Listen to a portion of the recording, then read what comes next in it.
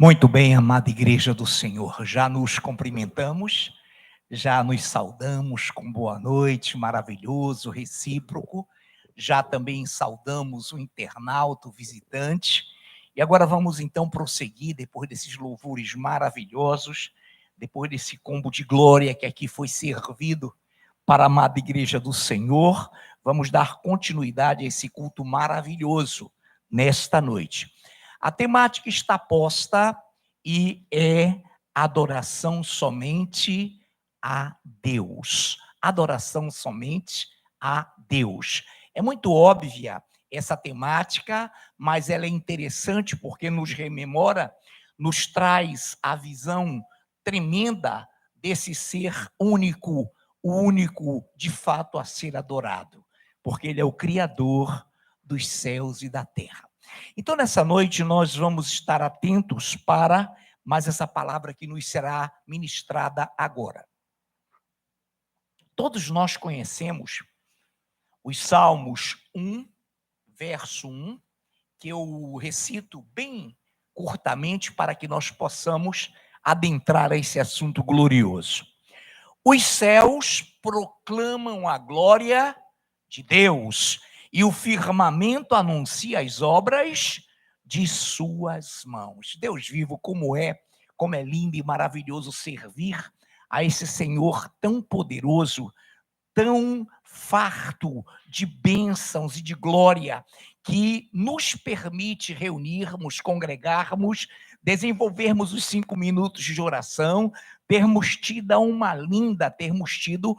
linda e maravilhosa ministração, lindos e maravilhosos louvores. E agora, Pai, capacita-nos também para que tenhamos, como sempre falamos, a mesma desenvoltura, para alcançarmos esse maravilhoso pique, esse maravilhoso ondular do teu Espírito Santo, pela preciosa ministração, pelos preciosos louvores já colocados pelo teu ministério lindo, aguerrido e que tem sido uma bênção para as nossas vidas. Muito bem.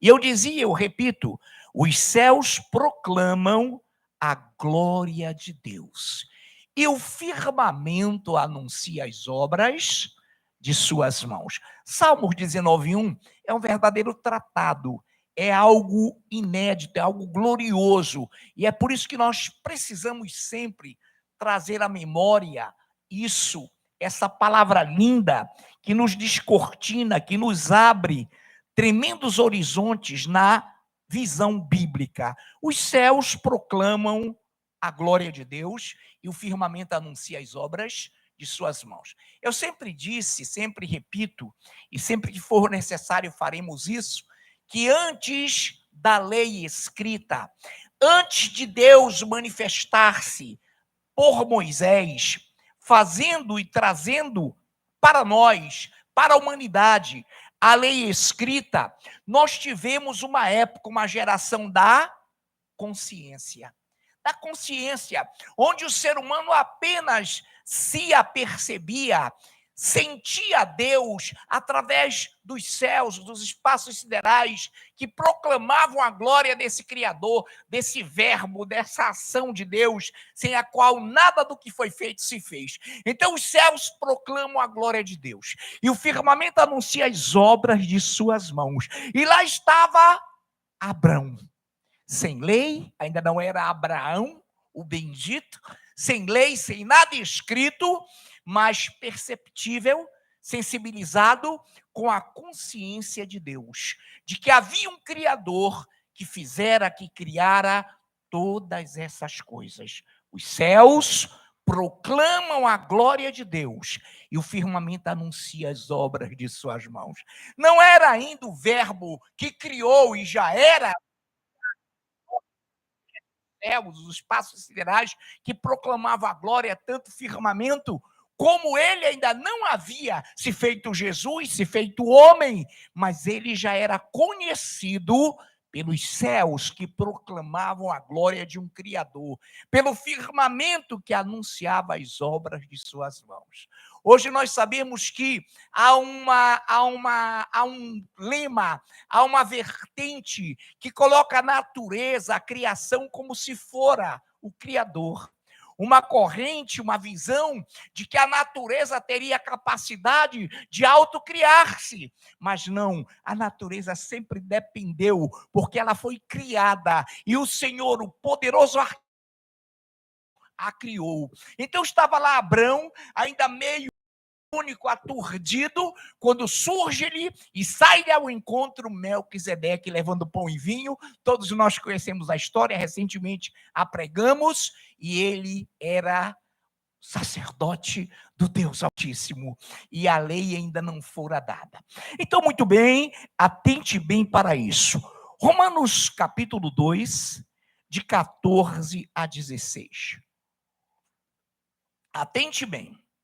Quando, pois, os gentios, que não têm lei, procedem por natureza, de conformidade com a lei, não tendo lei, servem eles de lei para si mesmos.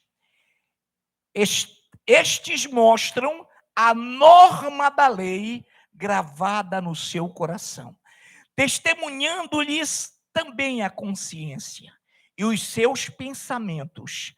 Olha lá, em que pensamentos mutuamente acusando-se ou defendendo-se no dia em que Deus, por meio de Cristo Jesus, julgar os segredos dos homens de conformidade com o meu evangelho, escreveu Paulo. Então, os gentios, os pagãos, os idólatras, que viveram antes da lei, olha que coisa linda, eles já tinham uma percepção do que era a criação. Ele já tinha uma percepção de que havia por trás dos céus que proclamavam toda aquela glória e por trás do firmamento que anunciava as obras de um Criador, que existia um Deus maravilhoso. Antes da lei, e até hoje, se acontecer de uma tribo aqui distante, que lá na era primitiva, que lá na era patriarcal, na igreja primitiva, porventura não tinha ouvido o evangelho. A Bíblia está dizendo que eles serão julgados por intermédio de Cristo Jesus, amando de Deus, a consciência deles, por meio das coisas que foram criadas, os acusará ou os defenderá. Ou seja, amados de Deus, só os céus proclamando a glória e o firmamento anunciando as obras de suas mãos já tornavam e já tornam toda a humanidade indesculpável. Porque tendo o conhecimento de Deus, não o adoraram como Deus. Mas vamos avante. Em João Evangelho 15, 22, diz algo glorioso, Jesus falando: se eu não viera, nem lhes houvera falado, pecado não teriam, mas agora não tem desculpa do seu pecado. Olha que coisa linda. Então o Criador, o verbo, a ação de Deus, sem a qual nada do que foi feito se fez, chega e como homem diz: se eu, olha que coisa linda, não viera, não me fizera carne, ou não tivesse me feito carne, nem lhes houvera falado, pecado não teriam. Por quê? Eles já tinham a consciência acusando-se ou defendendo-os pelas coisas que foram criadas, proclamando Deus a sua glória, pelas coisas que foram criadas e o firmamento anunciando as obras de suas mãos. Mas agora o Senhor acresce, o Senhor diz, eu vou resumir: se eu agora vim e me fiz carne, maior pecado eles têm. Se já eram indesculpáveis, agora eu vim para salvar toda a humanidade. E foi ele quem, com o seu sangue na cruz, salvou Abraão, Isaac, Jacó, todas as gerações, por meio do seu amor, por meio da sua grandiosa e perfeita atuação como o verbo que se fez carne.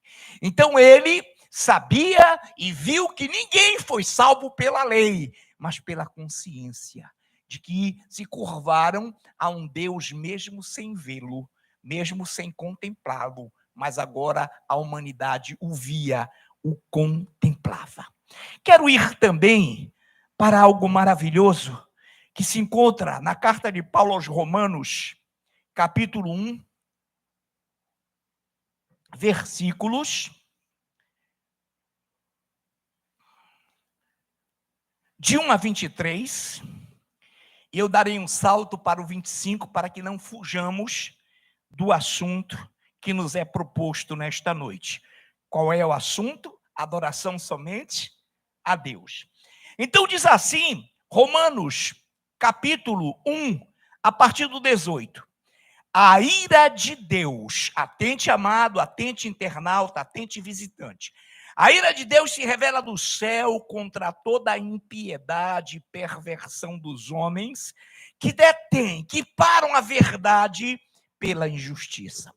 Porquanto o que de Deus se pode conhecer é manifesto entre eles, porque Deus lhes manifestou. Porque os atributos invisíveis de Deus, assim o seu eterno poder, a sua, olha que coisa linda, como também a sua própria divindade, claramente se reconhecem desde o princípio do mundo, sendo percebidos por meio das coisas que foram criadas. Tais homens são, por isso, indesculpáveis. Eu vou continuar. A glória de Deus, o seu poder, os seus atributos invisíveis, a sua majestade, claramente foram percebidos desde o fundamento, desde a fundação do mundo, pelos céus proclamarem a sua glória e o firmamento anunciar as obras de suas mãos. Então o Senhor diz, tais homens, porque eu lhes anunciei, eu lhes mostrei pela consciência deles, são indesculpáveis. São indesculpáveis. Dando continuidade, eu parei exatamente indesculpáveis. 21. Porquanto, tendo conhecimento de Deus, eita glória, olha para cá, mesmo sem o Cristo vivo ter se feito homem humanizado, eles já sabiam que havia um Deus. Olha que coisa linda. Porquanto, tendo conhecimento de Deus, não o glorificaram como Deus, nem lhe deram graças, antes se tornaram nulos em seus próprios raciocínios, obscurecendo-se-lhes o coração insensato, inculcando-se por sábios, tornaram-se loucos. 23, e mudaram a glória de Deus incorruptível, em semelhança de imagem de homem corruptível, bem como de aves, quadrúpedes e répteis. 25, pois eles mudaram a verdade de Deus em mentira, adorando e servindo a criatura em lugar do Criador, o qual é bendito eternamente. Amém. Queridos, quem tem adorado a criatura? Os idólatras. O que é criatura? O que foi criado por Deus? Os céus, que proclamam a sua glória, o firmamento que anuncia as obras de suas mãos, esses e essa gente não, essa realidade é a criatura. Eu ouvi e vi rapidamente, me deu curiosidade, eu teclava lá, estava esperando a minha esposa, que estava em casa, aqui mesmo nos cômodos nossos, para vermos uma série que estamos acompanhando, e eu fiquei na TV aberta ali, e de repente, irmãos, eu vi um cidadão adorando, glorificando a aurora polar, a aurora boreal. Você tem que viajar, porque lá da Noruega, da Islândia, da Finlândia, da Suécia, da Dinamarca, da Groenlândia, você contempla a aurora boreal. E eu fiquei olhando para aquela adoração, e ele foi entonando um ritmo de adoração mesmo. Quando você vir esse espetáculo, que é uma profusão, irmãos, química, com os sentidos dos ares, do espaço, da atmosfera, você nunca mais será o mesmo, porque ela é transformadora. Irmãos, isso é idolatria. Adorando a criatura, adorando efeitos naturais, como se for o próprio Criador. Isso, realmente, para Deus, é indesculpável. Alguém diria: ah, não, pastor, é ignorância. Que nada, irmão, eles sabem que há um Deus. Por mais que eles neguem, eles sabem que há um Deus. Diz o insensato, diz o salmista no seu coração: não há Deus. Corrompem-se e praticam a iniquidade. Diz o insensato no seu coração: não há Deus, ele não nos vê. A Bíblia diz: ri-se aquele que habita nos céus. O Senhor zomba deles. Irmão, você conhece um Deus zombador? Você conhece um Deus que ri? Eu conheço. Ele zomba e por isso ele tem os homens como indesculpáveis. Ninguém terá desculpa. O que fizeram do meu filho Jesus? O que fizeram comigo, que dei o meu sangue? Atos 20, 28. Que os bispos, os presbíteros sirvam a Deus. Ele, Deus, que deu o seu sangue pela sua própria igreja. E muitos dirão: mas eu nunca ouvi. Viu? Porque a consciência sua viu o que foi criado. Irmãos, não tem como errar. A própria ciência, que fundamenta-se em fatos comprovados, a teoria científica é aquilo que não se comprova. Então, não é ciência exata, não é ciência contida como realidade. Mas a própria ciência traz algo maravilhoso. Nada surge por acaso. Isso é científico, isso é comprovado. Quem está vendo esse púlpito? Batendo porque é púlpito. Quem está vendo esse púlpito? Ele surgiu aqui, de uma explosão? Não. Alguém pegou a madeira, o artífice esculpiu, pintou, o marceneiro trabalhou e está aqui esse púlpito. As cadeiras, os prédios, tudo que você vir, as árvores, fruto também do que foi criado, e de voadores, morcegos, animais voadores, pássaros que vão jogando sementes. Nada surge por acaso. Aí o homem para e olha para os céus, para o firmamento, e aí sabe o que ele pensa? Rapaz, foram escadas gigantes. O homem botou e começou a fazer o céu.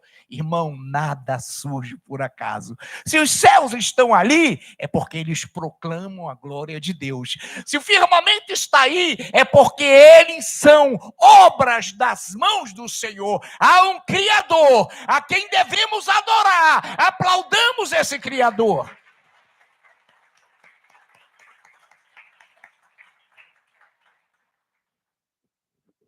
E dessa realidade ninguém fugirá. E dessa realidade o homem não escapará, porque ele é criatura de Deus.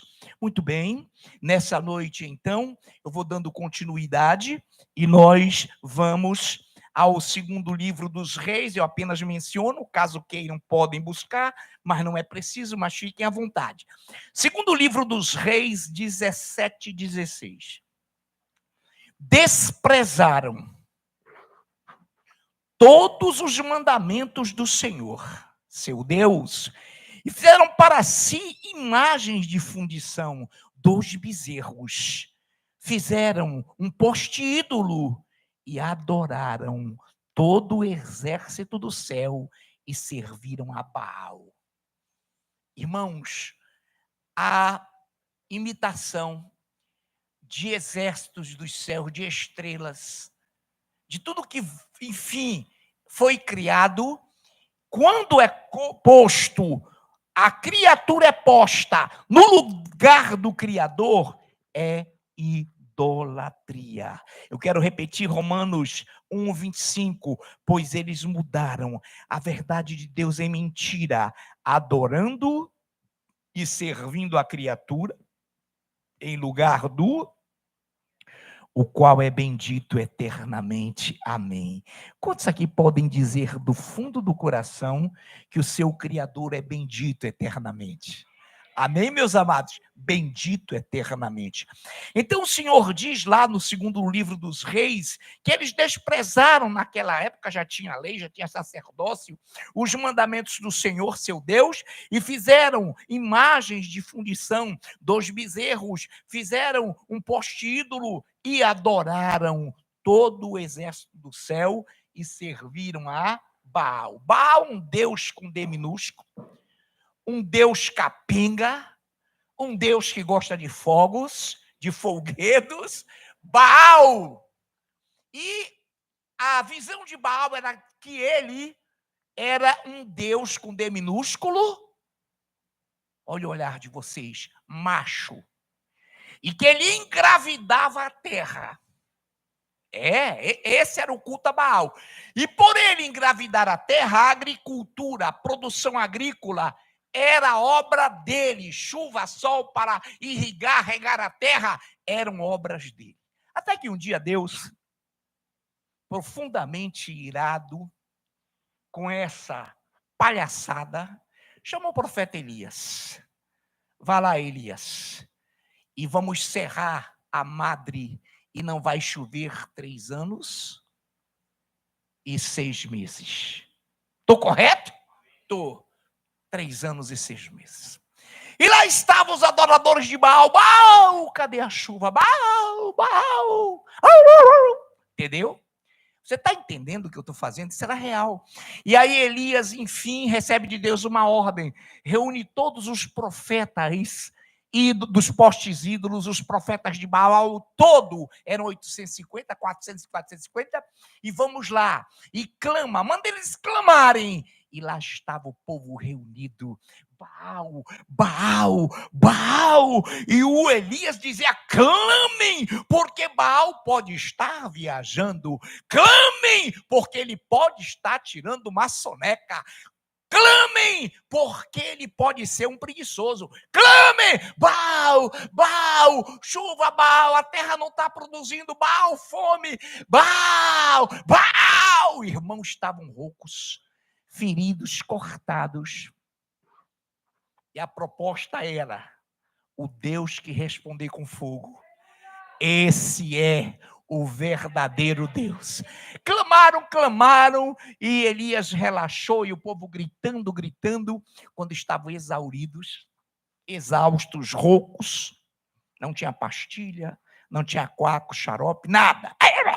Já saía só murmúrio, latidos, grunhidos, uivos. Aí o Elias tinha molhado todo o sacrifício, enchido d'água todo o sacrifício, vocês conhecem a história, e disse assim, Deus, se o Senhor é Deus, e se eu sou teu servo, Senhor, manda fogo, e o fogo lambeu o altar. E toda aquela multidão que adorava Baal, que clamava por Baal, começou a gritar, só o Senhor é Deus, só o Senhor é Deus. Aplauda o rei.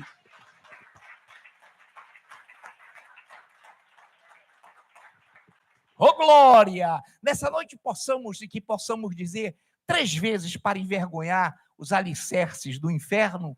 Vamos lá? Só o Senhor é Deus, só o Senhor é Deus, só o Senhor é Deus. Diga isso e proclame isso com convicção, com força que vem da alma. 1, 2, 3 e já. Só o Senhor é Deus. Segunda, só o Senhor é Deus. Terceira agora, só o Senhor é Deus. Aplaudamos esse Deus. Muito bem. Em Apocalipse 19, de 9 a 10, há um momento histórico glorioso. João fora na ilha de Patmos, arrebatado em espírito, e em espírito teve a revelação do Apocalipse. Que significa revelação? Apocalipse 19, de 9 a 10. Apocalipse 19, de 9 a 10. Então, me falou o anjo, escreve, bem-aventurados aqueles que são chamados à ceia das bodas do Cordeiro. E acrescentou, são estas as verdadeiras palavras de Deus. Prostrei-me ante os seus pés para adorá-lo. Ele, porém, me disse, vê, não faças isso.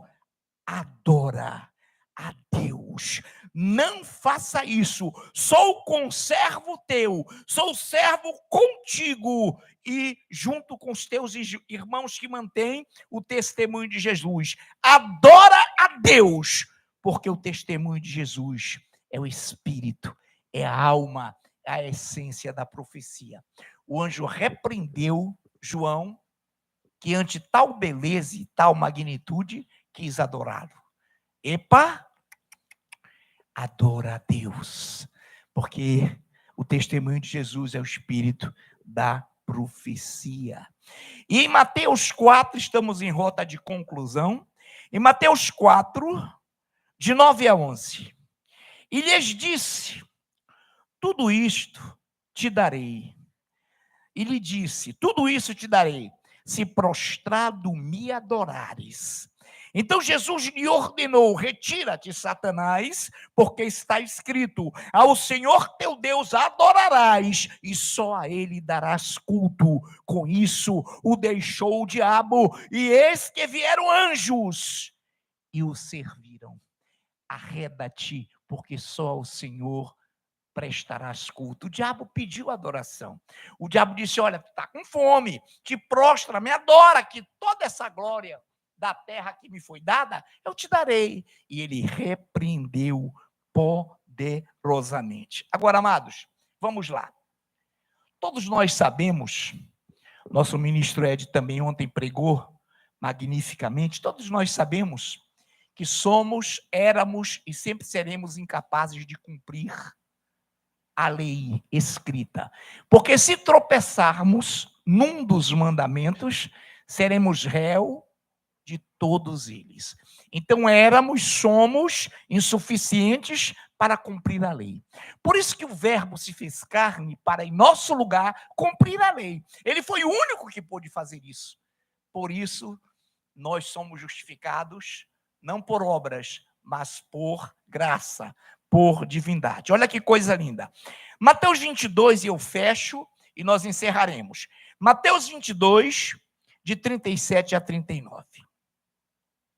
Respondeu-lhe Jesus, amarás o Senhor teu Deus de todo o teu coração, de toda a tua alma e o teu entendimento. Este é o primeiro, é o grande primeiro mandamento. O segundo semelhante, igual a este é, amarás o teu próximo como a ti mesmo. Desses dois mandamentos dependem toda a lei e os profetas.